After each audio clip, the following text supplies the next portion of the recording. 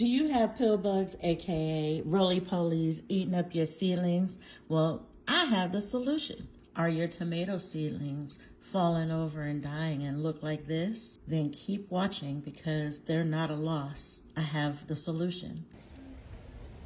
Hey everybody, welcome to Saving Greens Homestead.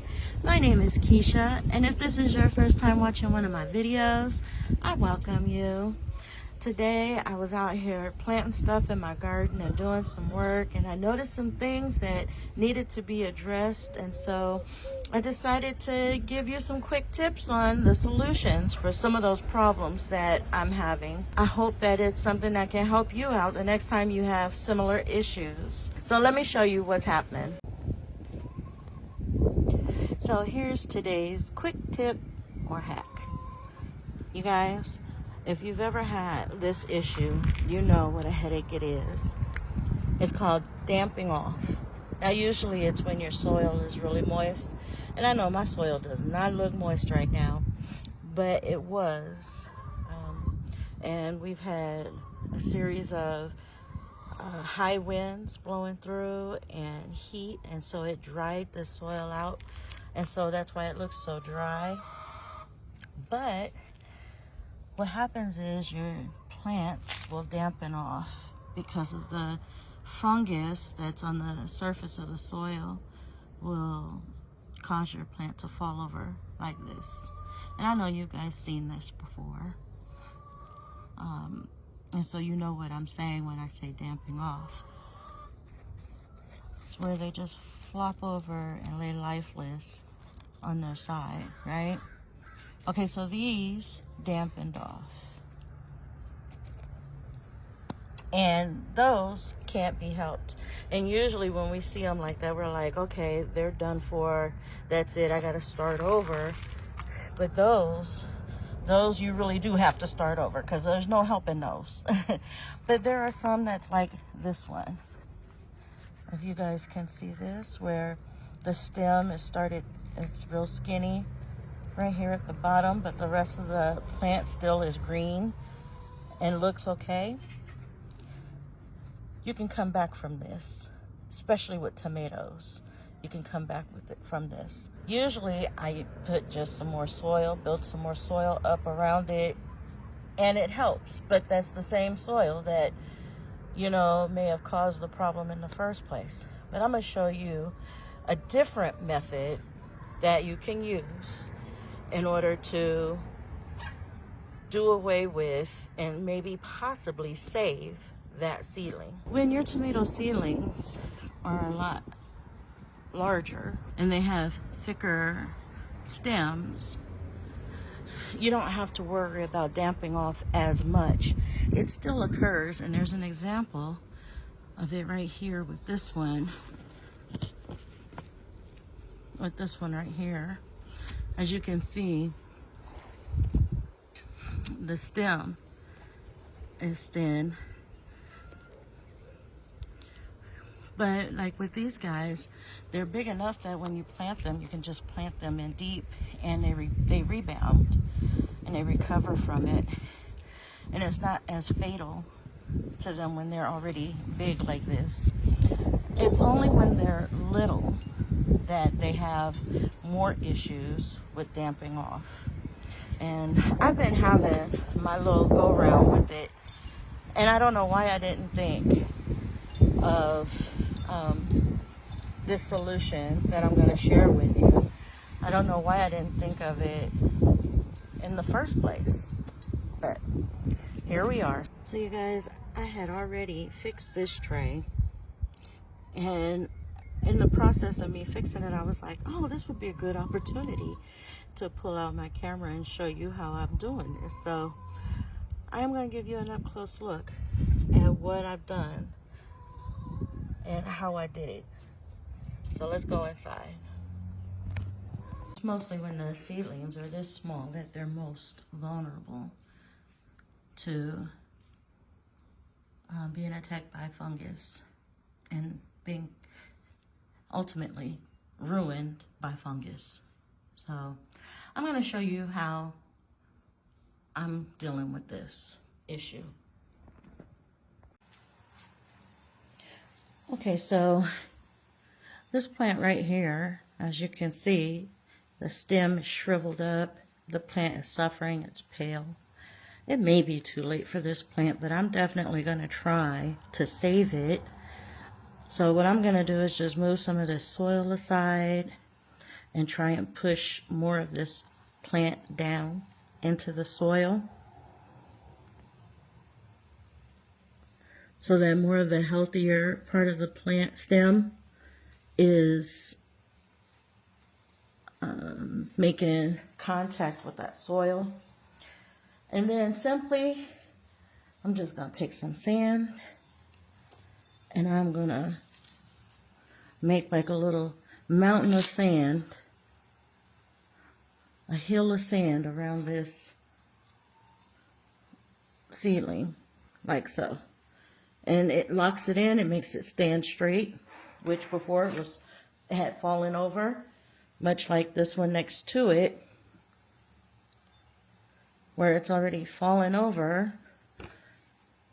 So, and let me show you that one while I got you here. Let's see. So, that one, I'm not going to bury him so much because his stem is tall enough that I can put a mountain of sand around him, like so. And now he's standing up, and that sand is going to keep the fungus from becoming a problem again. I don't know what it is about sand, but fungus does not grow on sand. And that's why I use sand when I start on my plants. But what happened this time is I had to restart all of my seeds. And when I did, I had up-potted them when they were really small, like what you see. And that put them in that bracket of suffering from dampening off. As long as they were in the sand, they were fine and strong. But as soon as I put them in the soil, that's when they were exposed to the pathogen or to the fungus. And adding the sand in a thick layer like this then allows for new roots to form out of the healthier part of the stem further up on the stem, thereby saving the plant. So here's another one. As you can see, it's fallen over. I'm just going to stand it up and then pour this sand where it peaks right on the stem, and it holds it up straight, just like that, and stand it up. And so I'm going to do that to this whole tray. All the ones that can be salvaged and saved, I'm going to do that. And then I'm going to sprinkle some sand over the top of all the rest of the other ones, even the ones that are not affected by it yet, as a preventative measure to keep them from going through this. And then I'm going to bottom water the tray and put it back outside. And I will show you guys future updates on how well this is working out so that you can see and know whether it'll work or not.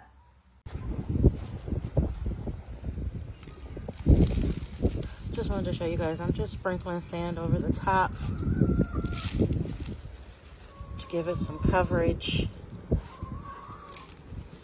over the soil. I'm going to continue to do that all the way, and so it'll look like these guys. I already did all of these guys, and this one over here with the sand, so I'm just going to finish this off. See, these seedlings I started them all in sand, as I normally do, and they're actually doing really good, and I don't have to worry about dampening off with these guys. Their stems stay nice and healthy. So I'm getting ready to plant this bed, and as you can see, I put in big holes for tomato plants along the trellis there and there.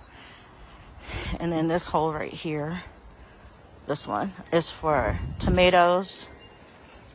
And then the smaller holes that you see going along right here, and there's 3 rows of them. There's that one and that row. That's all for corn. And then you might be able to see it. I'll get a little closer. These are beans, kidney beans. So when I get these planted, I just plant and forget them because they need to dry out. They'll grow, pot up, develop beans, dry, and die off. And then that's when I harvest them. So once I get these planted, I don't have to worry about them anymore. The problem that I have, which brings me to quick tip number 2, is there are roly-polies all in this bed. And a lot of people think roly-polies don't attack seedlings, but they do, especially if you have an influx or an infestation of them in your beds and there's not enough decaying material, because that's what they usually go for. Then they will attack and eat and chow down on your seedlings. And every year they go through, they eat all of my bean plants before they could even start. As soon as they sprout out of the seed, the roly-polies get them. So I'm trying to avoid that. In doing so, all I need is some, yep, you guessed it, sand. Another sand tip, you guys. There's so many very good benefits and uses for sand in the garden, and this is one of them. So I'm just going to kind of try and demonstrate here for you. I plant the bean, cover the hole here with the seed there. I'll leave that feather. And then I just take my sand and pour it right over the hole that I planted. And what this is going to do is it's going to, for whatever reason, the roly-polies do not like the sand. I think it's because there's like little sharp shards and crystals that it irritates them. So they don't ever cross over the sand. So I'm going to push that bean in a little more, cover him up, and then cover over that with some sand. And then just kind of smush it over there like so. Now, not only is this a good way to keep the roly-polies from eating my bean seeds, but also it lets me know where I plant them, where they're planted, so I could keep an eye on them anyways. Because usually I just lose them in the fray of everything. So anyways, quick tip number 2. Use sand over the spot where you plant your most vulnerable plants, like beans, cucumbers, melons, so forth, watermelon. That will keep the roly-polies from eating your seedlings. So now I'm just going to go ahead and finish the rest of this bed. I've got to get corn planted in here and my tomatoes and get the rest of these bean seeds covered. And then I'll show you what it looks like after. Okay, so I finished covering all the beans with sand. That's a little crooked, but it'll work for me. Now, let's say you've already planted yours and you don't quite remember where you planted them, and you want to try pouring some sand over them so that you don't have to worry about the roly-polies. You can try and fight those, keep them off of your seedlings. Well, it's still not too late for you. As soon as your seedling, whatever it is, pops up out of the ground, if you beat the roly-polies to it, you just pour some sand over it, just like how I did these. Make just a nice little disc of sand over the top of it and around it, and it'll keep the roly-polies from getting to it. I've done that several times before and it's worked. So it's not too late. As soon as you see those seedlings pop up, get the sand over and around it, and that'll keep the roly-polies off. Okay, so I went through and took out all the dead plants, the ones that couldn't be helped, and I got these all finished and organized. I have to work on these guys and get them organized, but they all look good, and everything out here looks good too. So I just have to water now, make sure all my little seeds, corn and all the beans, get enough water, and I'll keep you guys posted on future videos on how this all turns out. So thank you so much for watching, and I will see you in the next video. And as always, God bless.